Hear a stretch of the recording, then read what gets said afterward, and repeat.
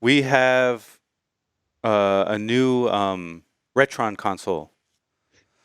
So it's called the Retron SQ. I believe this is an old picture. This is called the Retron Junior. Okay. But this is the cheaper, more affordable way to play your Game Boy Color, and Game Boy Advance games in HD instead of the analog pocket that's coming out. Okay. So I wanted Well, to the show this. analog pocket and the GBA consolizer. Yeah, so that only plays Game Boy and Game Boy Color. These Yep. ones, the analog and this one also play Game Boy Advance. And the analog is also going to be able to play Game Gear, Atari, and Neo Geo. Neo Geo Pocket. Yep. So the analog is it's a More much more versatile. premium console. Yes. But that being said, it's very hard to get. So And expensive. and expensive. It's So, like 400, right? yeah, it's super expensive. So this is only $75. Yeah, that seems more affordable. Yeah, way more affordable. So I just wanted to put this on here so that people who are like, you know, they don't have a Super Nintendo that they can play with a, HDMI. an HDMI, or they don't, they want to play Game Boy Advance and they don't have a GameCube, so they can't use what's the GameCube one called? The oh snap. I forget. I'm blanking out right now. Okay. So there's an NES one called the Super Game Boy, which allows you to play Game Boy and Game Boy Color. Yes. And then there's a GameCube one, which we don't know the name, but that allows you to play Game Boy Advance games. Oh, you're talking about the add-on? Yeah. Oh, I still don't remember. It's literally I'm like looking at it right now and I don't know what it's You called. have it? I think yeah, it's good. The Game Boy player for the GameCube. Yeah. It sticks on Yeah. the So bottom, right? Or something like yeah, that? no, yeah, I literally have Final Fantasy VI inside the GBA slot right now. Okay. The thing is that it, you can connect the GameCube Hmm. to HDMI, but if you have the specific GameCube that has the two ports in the back Yeah. and the add-on that one GCHD, Yes. and it'll Yeah. allow you to connect to either HDMI or with the Wii component cables, Yep. Yep. and that's how you can play HDMI Game Boy Advance games. That also plays Game Boy games as well. Okay. Okay. But that's really expensive, and you also need the CD because there's a CD that goes into the GameCube tray that Hmm. has to be playing for the Game Boy player add-on to So play okay. any game in there, which is like, why? Yeah. So overall, I would say, look, a lot of people hate on these emulator consoles, like the purists, but Well, like, it's because even though they're affordable, yeah, there's a lot wrong with them. yeah, they're not. And the wrongness comes in the way it plays the games.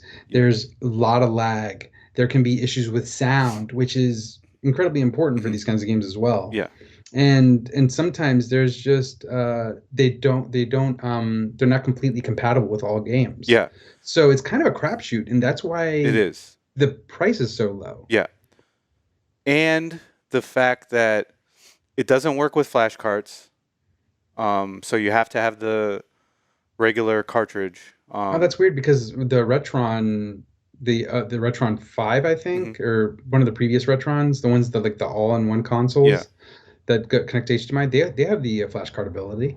do they? Yeah. I thought you couldn't use flash cards on them. Oh yeah. The bulkier ones that play like Super Nintendo games and stuff like that, Yeah. those have flash cards.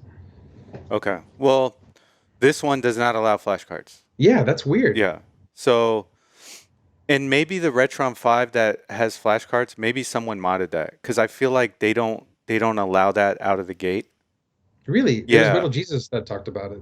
Yeah, it might have been a mod or something because I feel like the Hyperkin, the company that Mm, makes these, yes. they don't allow flash cards because it's like it's harder for them to develop for that.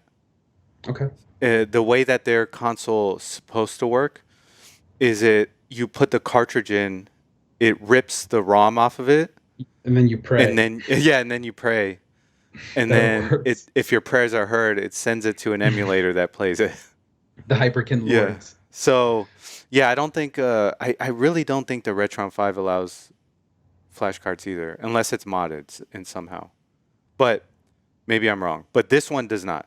This one does not. I'm gonna Google it right Okay, now. yeah, Google Why it right doesn't? now. Well, here's the thing. Why doesn't the Retron? Well, the Retron Junior only plays Game Boy, Game Boy Color, and well, it doesn't play. It doesn't even look like it plays Game Boy Advance. Yeah.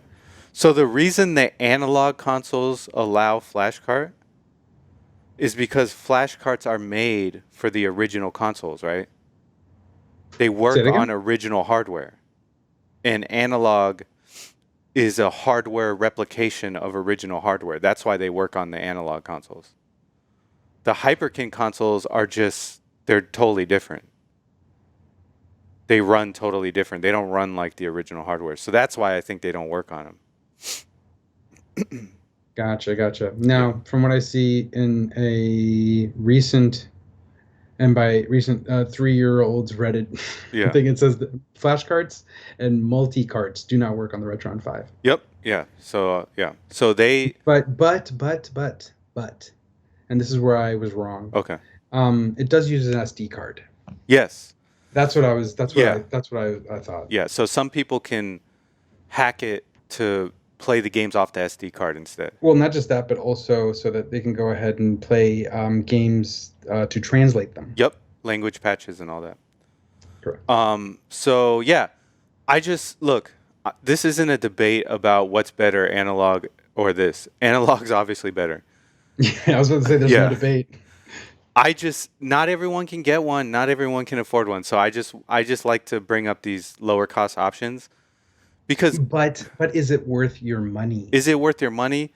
I would say yes if you have a big Game Boy library and you don't have any of the other older ways to play. I would say yes. So yeah, the people who need it is slim. Yes. But yeah, The people that need it. yeah. I wouldn't scoff at it though. I wouldn't scoff. And hey, maybe you don't have any of the old retro consoles and you have a copy of like an old Pokemon laying around and you just want to play it. Yeah. And you want to play it on your TV. Okay, this is $75. It is what it is, you know. So yeah, it's an option. It's an option. Yes. And I feel like, people should know about these options. Now, if you can get a pocket, get a pocket. Cuz I pre-ordered one the day that they Yeah, you got lucky. I got lucky. I unfortunately hesitated and was flip-flopping and ultimately decided to pass. Yes. But I do stay awake at night regretting that decision and probably will for the rest of my life. And it was gone in like what? Like 30 minutes Seconds. or something like that? Elijah Wood couldn't even get one. What? Elijah Wood couldn't even get one. Yeah, it was gone quick. And Yeah. so yeah, if you can get an analog one, get it. But I do got to say, like, analog has become so sought after now. There's a lot of scalpers. So this also might alleviate some of that tension as well. You know what I mean? Well, I wish There's I a wish way. analog would be able to meet the demand Yeah, without it's hard. stifling the supply. It's I know it's hard. incredibly difficult, It's so especially hard. in this day and age. Yeah. But still, it's just like the prices are already quite exorbitant. Hmm. And granted, their work is quality. Yes. But still, it is a premium price tag. Yeah. They're like the Ferrari of Retro consoles. Retro consoles. I do want to give a tip to analog. If no one's, I know no one's gonna watch this from analog, but here's a tip. They're always watching. What are you talking about?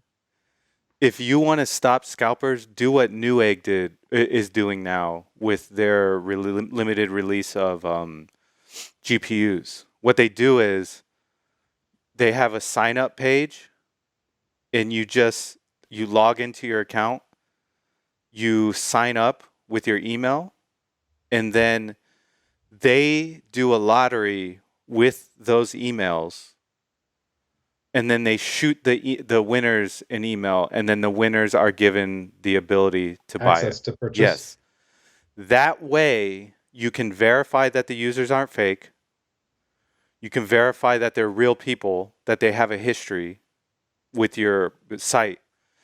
And you don't have any bots purchasing, because the bots aren't allowed to purchase. Only the people who are authorized are allowed to purchase. So it's a very simple but effective way to shut down scalping. So I would say do that. Now, I know some people are going to say, well, they can make 100 fake email accounts. Well, yeah, but if those fake email accounts have no history of business with them, they can quickly rule them out as fake. So there you have it. That's a good way. But what about new users that don't have a history of business with them? Buy a stick of gum. I don't know. Like, I'm not saying that you have to purchase Can you something. please? No. Please, right now, open up a browser, go to Newegg, and try to buy a stick of gum. I know. It's a joke, man. It's a joke. It But wasn't good. I'm just saying there's ways that they can handle this. There's better ways that they handle this. That's a good way. That is a really good way, because your hardcore fans who are loyal to you, they will get first dibs. You know what I mean? I'm gonna So go to Newegg and buy gum now.